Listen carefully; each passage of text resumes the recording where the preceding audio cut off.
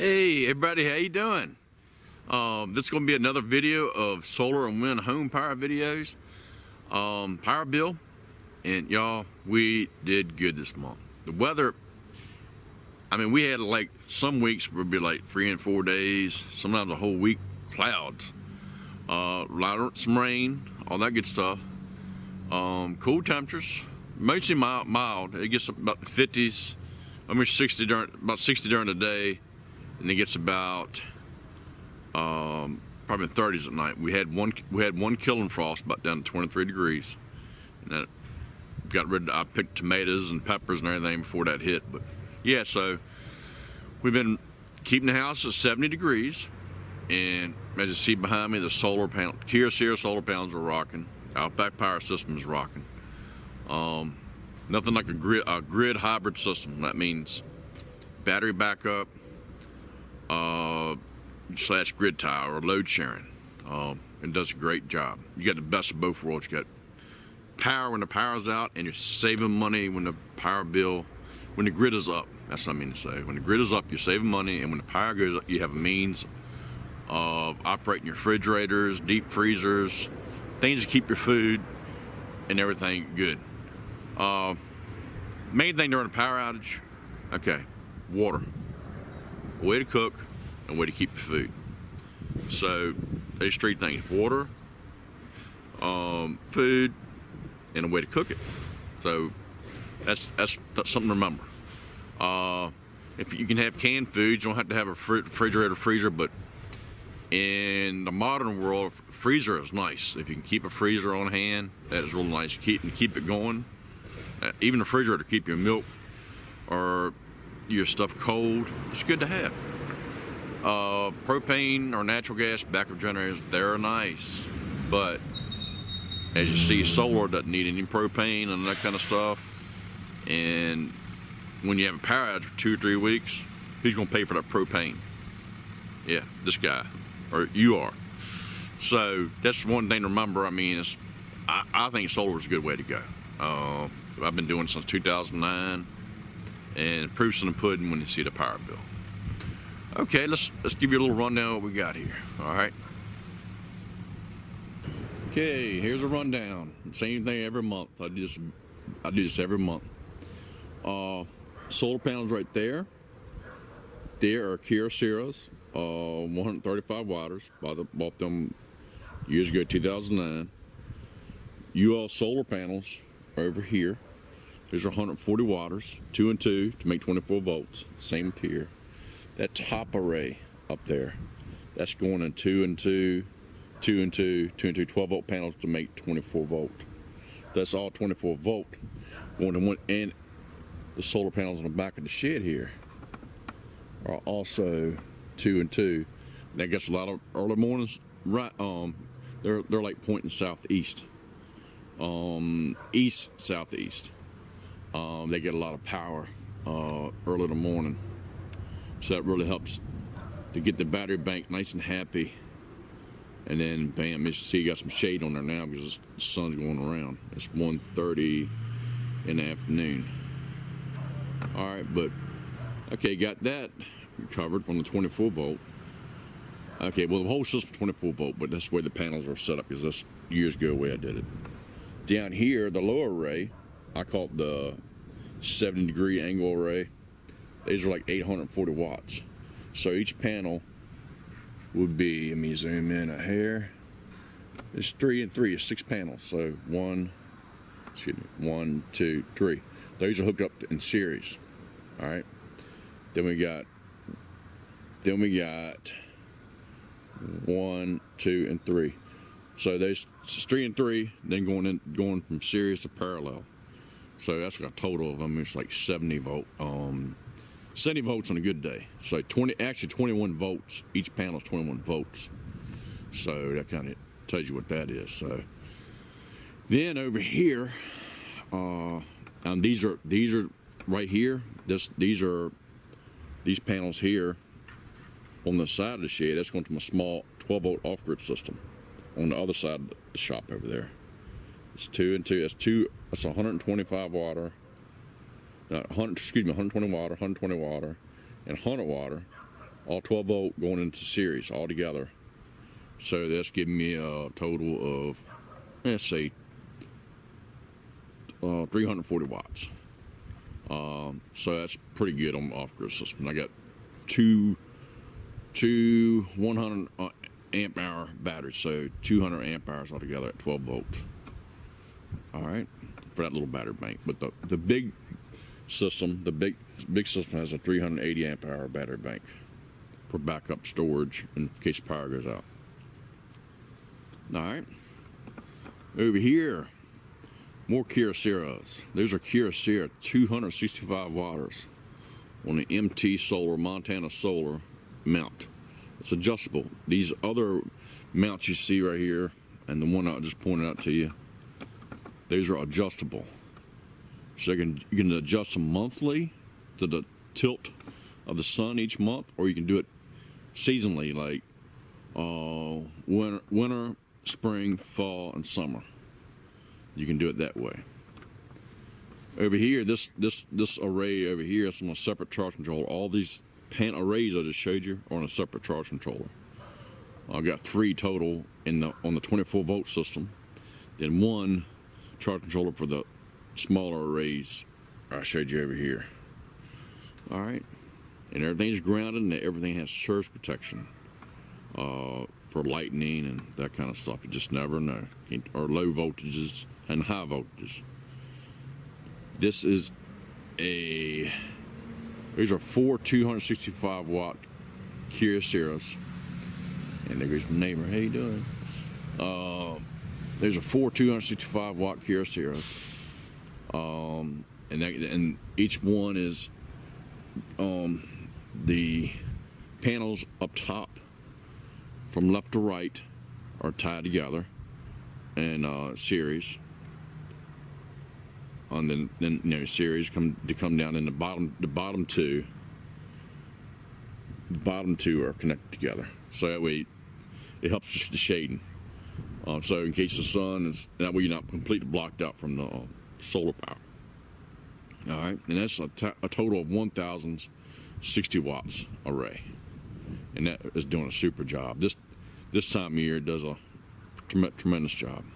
All right, well, let's move on to the next subject. All right, okay, y'all. I had to get another view of the solar panels in the system. There's trees right there. Certain times of year, like only a couple months up the year, they give me a little bit of shading. Okay, because that's facing southwest. Excuse me. The building is facing southwest, so my solar panels are doing a really good job, but I get some shading. So I compensated over here in the garden. That's why I added that 1,060 watt array, so that those couple hours of the day where I get some shading, that solar array in the garden is doing the job. Okay, because that's gets sun. I mean, it's all day long, except for early in the morning. And this is funny about solar. Right here, these trees right here, I get some little bit of shade from that early in the morning at sunrise, early in the morning to do. Okay. Anyway, I'm running this whole building right here. Run the playhouse, little girl's playhouse. It's got electricity, air conditioning, heat, the whole 9 yards. Shop, and the office has air conditioners, refrigerators, and everything out there. Weld machines, run those when the grid is up. That is, and solar's helping me offset / save money on my power bill. Run the swimming pool in the summer. In the warmer months, it's closed down now because it's a little cool to be swimming.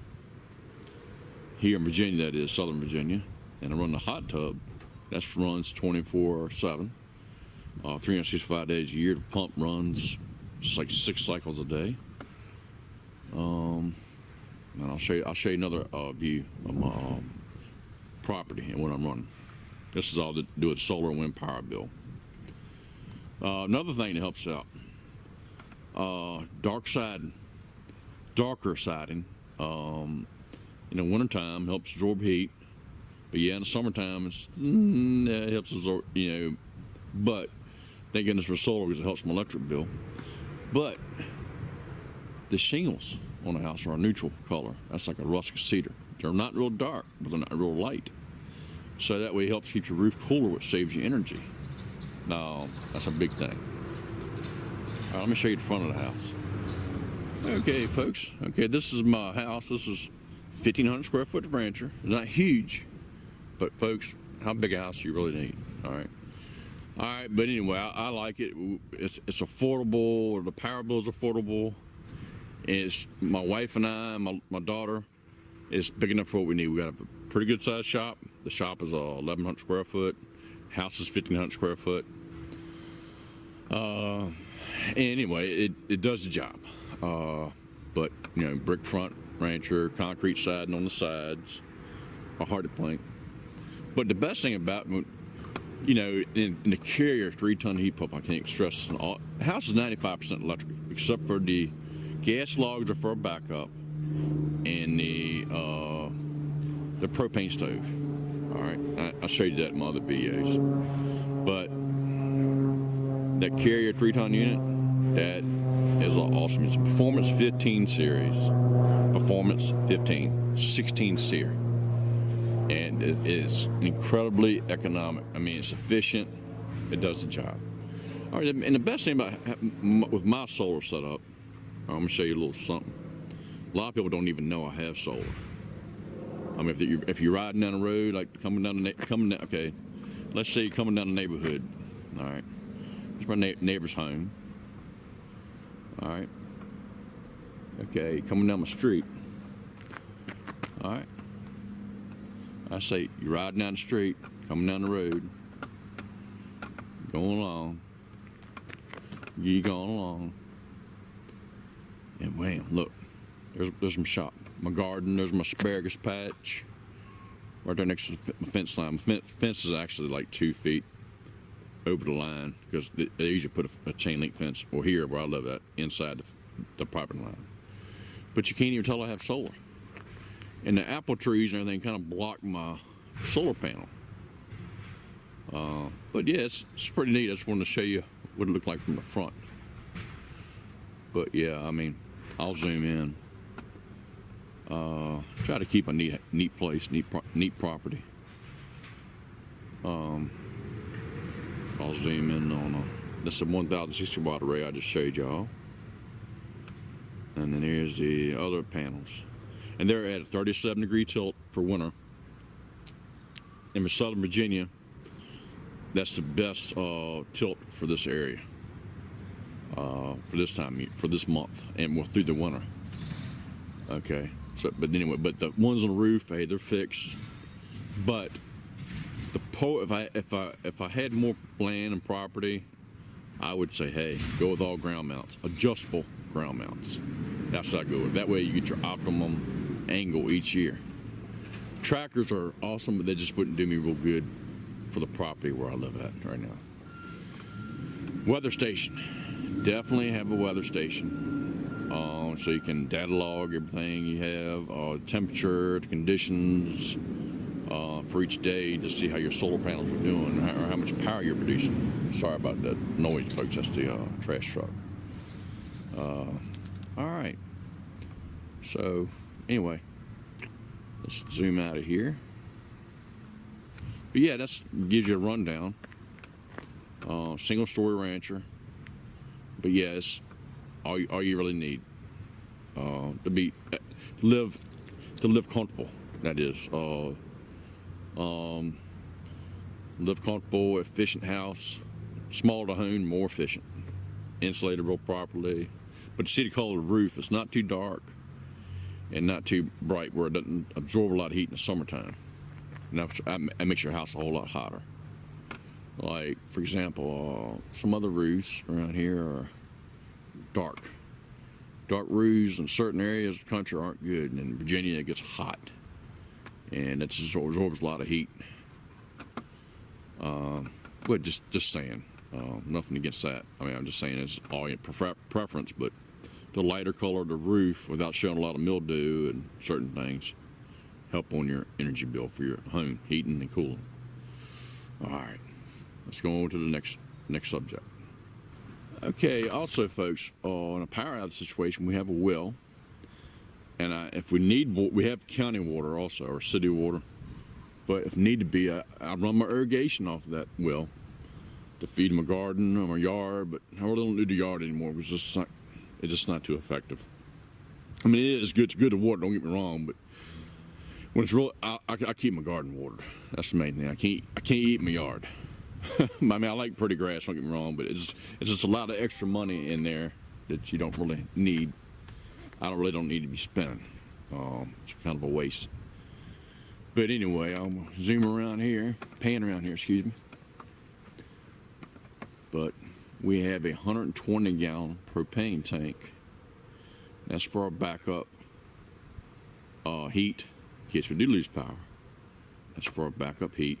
It's a 120 gallon propane tank. Plus I can run a generator on it. One of my Honda generators to charge the battery bank on my solar. But it's a 120 gallon propane tank. Say it again.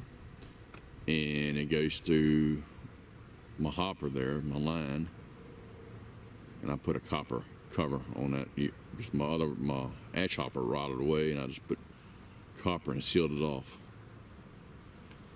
Okay. But yeah, it's great to have a backup heat. When you lose power, especially in the wintertime, you need some type of backup. Whether it's wood, propane, natural gas, you need a good backup. All right. Next subject. All right. Meter. Damn. And sorry about the shakiness. It's not doing anything. It's just sitting still. There we go. Sitting still. All right. Hot tub is at its lowest setting. It's at 65 degrees. So yeah, oh yeah. But here we get ready to use it, I'll just turn the heat up. So also my gas propane line for the outdoor showers right there. Also, I can backfeed to that in a power outage situation with my backup propane eco temp. I can backfeed and get water and run it back to the house. So I got that problem solved with hot water in a power outage situation. Gas grill that runs off my 120 gallon tank of propane. Wilmington grill. That's a nice puppy there. That's a 2009 model. It's tough. Only thing that's not stainless steel on it is the wheels. The whole thing is stainless steel. That thing will last forever. All right. Going to the house. Irrigation system. I showed you that where I run on my well. Conditioned Crawlspace, I showed you in my last video. No lights are on. That helps me save me a lot of energy. Gas stove. Great. I wouldn't recommend anything else but a gas stove. It's nothing better than cooking with gas. This will give you a lot of, you can cook when the power's out. It takes 500 watts now to run the oven, but with 3,500 watts of solar, 3,510 watts of solar and wind turbines, just no problem. Even at night, we can still run the oven. But yeah, here you go. Here's a super boiler.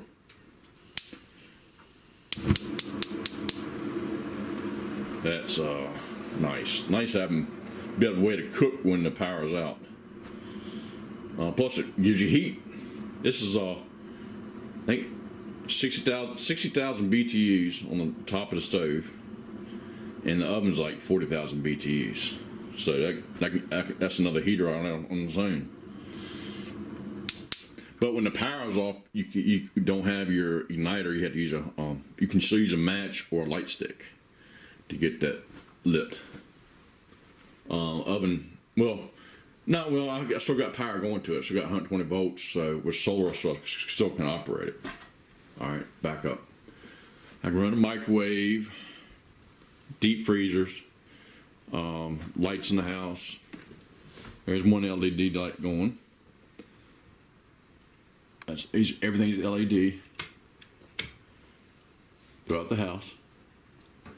LED TV, Samsung, 48-inch. Fluorescent lights. I'm gonna switch them over to when they get bad.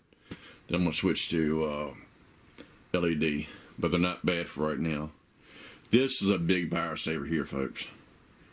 Tankless on-demand hot water heater. This is saves room. There's no big tank, and you got cleaner water than stored than it would being stored in the tank. All right, and right here is my Reliance transfer switch. That's for the solar sub panel. That's a sub panel for the solar. So right now she's on line, but I can switch everything over anytime I want to on solar when the power goes out. All right. Okay. And I've got all my circuits in the house. All my 120 volt loads, lights, ceiling fans, exhaust fan for the stove, all that kind of stuff. I can't run the big 240 volt stuff like my hot water heater, my dryer, but I can run the dishwasher. Can run that. All right. Gas logs. They're for my backup. The pot light's not even lit, but I have power run to that outlet also for the solar. That's the blower motor fan. I can blow the hot air throughout the room and the ceiling fan. It helps out a lot, big time. All right, shut these lights off and they're not in use. That's how you save power there, also. And here's the living room, just left the den. You saw the kitchen, and and I'll show you what the thermostat set at. My little girl's room. All her bed's made up. A little fish tank, LED light. That's running. Thermostat.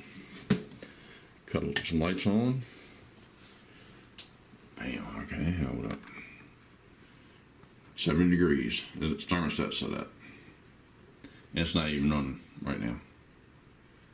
So that's pretty cool. Got the heats on. Extra bedroom. Good size room. Our bedroom. Yep, and got bathroom. Yeah, that's my phone going off. Woo! So yeah, bathroom. Alright, walk-in closet. Alright, well, we're going outside now, okay, folks? But there's the LED lights inside there, too. LED lights and that ceiling fan. Alright, let's get up to the power shop, alright? Just a tour and an explanation. It's a long, drawn-out video, I know, folks, but, oops, sorry about that. Put my shoes on. Don't ever wear shoes inside the house. But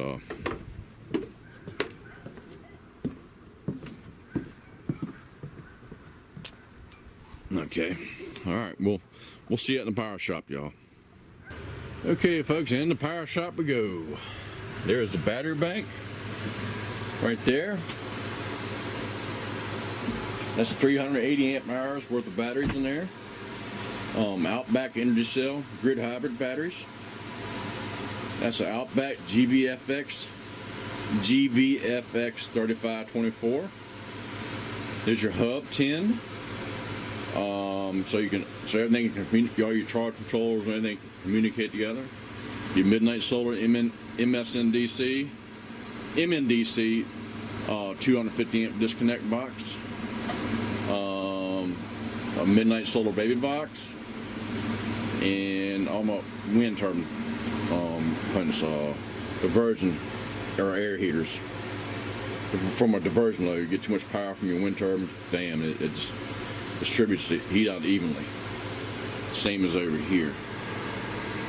Right there, diversion. Or dump loads, right there. Alright. Okay, the flat array on the roof, like I showed you, and the surge protection for the whole system. On the DC side, that is. AC side is covered over there on the other side of the shop. 230 watts of power, 2.3 kilowatt hours so far. And that's how many volts we got coming in. Okay, this is a 24 volt array with the 2 poles on each side. Oops. We're bringing in 570 watts, 4.3 kilowatt hours a day so far. We've got 33.2 volts coming in. Not bad. This is the garden array, the 1060 watt array. And 4.4 kilowatts of power today so far. We're at 610 watts bringing in. We're at 57 volts coming in from the array. Alright, and this is your diversion controller for the wind. At the battery bank, this is connected directly to the battery bank through breakers through here. If it sees too much wind, too much voltage, it'll divert the power from the battery bank to here and those resistors right there, right here, and that too. And this meter right here, right there, I mean that meter, that breaker box, 25 amp breaker box, that goes out to the garage, my big garage. That's where it runs. That's coming straight off my inverter, and that will run the deep freeze, refrigerators, air conditioner, any of that kind of stuff. All right. Okie dokie. And weather station. Definitely a good. Got to have a good weather station when you have solar. All right. And Bogart trimetric battery monitors. They're a must or a plus to have. You see your battery voltage, your state of charge, all that kind of stuff. I've had these ever since I've had solar and wind power. That's for the wind right there. And this is everything combined, wind and solar. We're bringing in 1,250 watts of power right now. And it's 2:06 in the afternoon. This is a long video. And the fan is running right now on the GVFX 3524 OutBack power. And that's pulling the capacitors down and your transformer down. That's thermostatically controlled. You can't ask for a better system than OutBack. That's just my choice. And here's your Mate 3. It shows you all the power, what your system's doing, right here.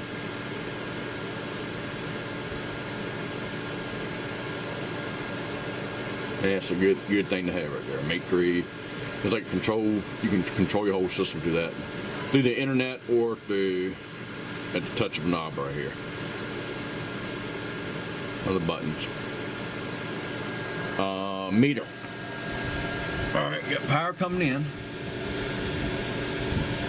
1,300 watts coming in, look at that. That's some serious power, folks.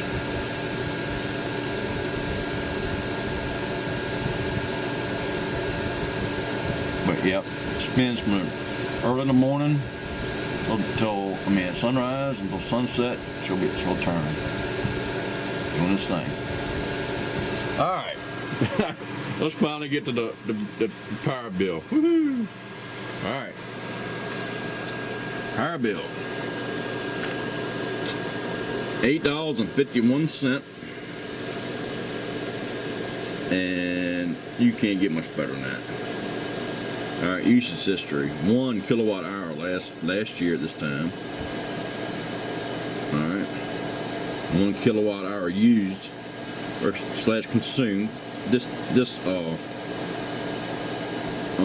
for right now, this month, November 17th. It's not bad. So anyway, it cost us to be hooked up to service was $7.02, 4 cents for electrical supply, 1 cent for generation, 0.2 cent for fuel, and $1.42 for utility taxes. So altogether, my bill was 2 and 4 is 6, and 1 is 7 cents. Was my actual electric bill for 1 kilowatt hour, 7 cents per kilowatt hour.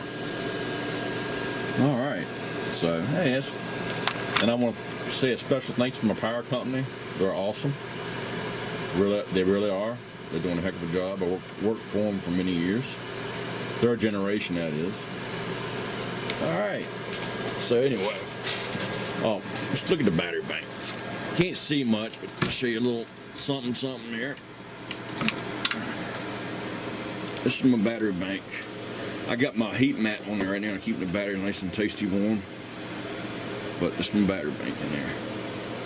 And I have on my other videos. But that's a hydro farm heat mat. I got them on each side of the battery bank and on this side also. All right. And this the jump start from hydro farm. That's what I use. That's my thermostat. It cuts it on. You can adjust it to what temperature you want. And right now on the battery bank, it's important to keep your batteries around 77 degrees. And you see I got them at 75 degrees Fahrenheit. So not bad at all. Not bad at all. All right. So, but yeah, I'm really happy with the power bill. And I just want to share that with y'all. I'll do this video every month. And I just want to give y'all something to, you know, share this with y'all. How good is solar and wind? It is very good. All right. And I explained in my last video, I'll put a link to it. The system is paid for. And it will pay for itself this year again. I mean, saving money plus tax, 30% tax credits on the tools and equipment and stuff that I needed to get the job done. All right. And maintenance. A little bit of maintenance on solar, not a whole lot. All right. We're going to wrap this up. And anyway, I want to say, hey y'all, thank you for watching my video on solar and wind power. And y'all, thank you for watching. All right. If you got any questions or comments, please ask. I'll do my best in my ability to help you. Anything you need, just ask me. That's why I'm here. Okay. Hey, thank you for watching, y'all. Please subscribe. God bless Semper Fi. Give me a like and a share. Do anything you'd like to do. Hey, y'all have a good one, y'all. Thank you very much. All right. Bye-bye.